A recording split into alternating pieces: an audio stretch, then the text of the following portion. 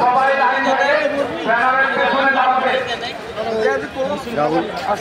কিছুক্ষণের মধ্যেই আমাদের আজকের নেতৃত্বদানকারী নারায়ণগঞ্জের সাবেক সফল সংসদ সদস্য বীর মুক্তিযোদ্ধা আলহাজ মোহাম্মদ গিয়াসউদ্দিন সাহেব আমাদের মাঝে উপস্থিত হবেন।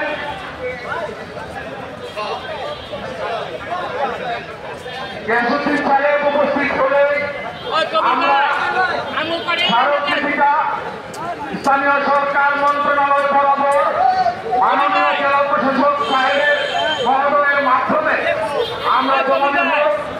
আপনারা সবাই আজকে আমরা সবাই আমরা এখানে পাশে দাঁড়ানোর জন্য তাদের দুঃখ দুর্দশা একটা স্থায়ী সমাধান সুরাহার লক্ষ্যে আমরা সবাই আজকে এখানে একত্রিত হয়েছি।